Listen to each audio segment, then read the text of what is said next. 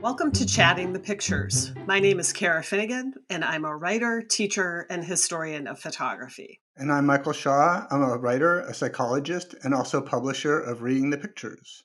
California, the American West, and indeed countries around the world are suffering unprecedented wildfires spurred by climate change. Does this image urge a more national response? This photo was taken by Mel Melcon for the Los Angeles Times. It shows an American flag placed on a burned out fire truck in front of the Greenville Fire Station on California's Highway 89. Greenville was destroyed by the Dixie Fire, which has now grown into California's second largest in history.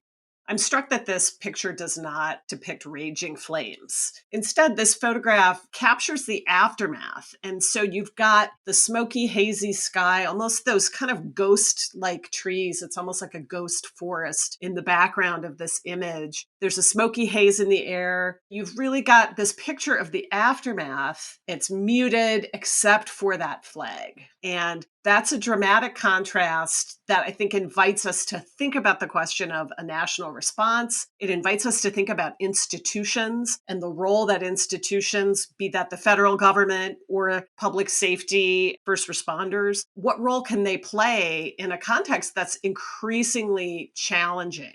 We seem to have moved into a more knowing sphere, if not a more chilling one, when it comes to the climate crisis. 2 years ago, 2018, when the Camp Fire destroyed the town of Paradise, that was really shocking to realize that a wildfire would actually wipe out an entire town. Fast forward to now, yet a town wiped out in Canada during the heat wave a couple months ago. Massive fires are threatening the entire island of Evia, which is Greece's second largest. This is telling us that the damage is sustained and pervasive, and we're suffering some really serious losses at this point.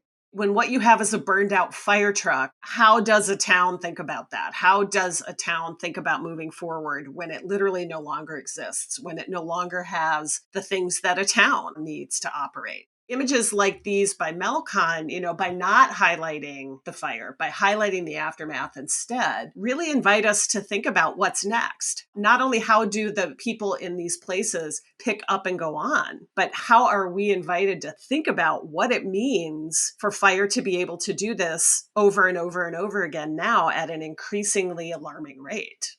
It's not the first photo I've seen of a fire station or a fire truck that's been destroyed, but at this point, it has a different kind of resonance. More than a single event, I think it does start to symbolize how we're being overcome, that, there really is no defense to what we're facing. We'd be remiss if we didn't talk about the presence of the flag, or maybe the placement of the flag, because this photo circulated widely, and I think that's why. I've often remarked about how the United States is the only country where you see flags placed at sites of natural disasters. You can see that often in news photos after floods and hurricanes and tornadoes. I think there's some kind of a nationalism involved there, but in that case, more of a narcissism or like the sense of insult. But in this case, the flag really, I think, does speak to the need for a national response, for legislation to fight climate change. And here we are watching DC fight over an infrastructure bill that had only a moderate amount of help for climate.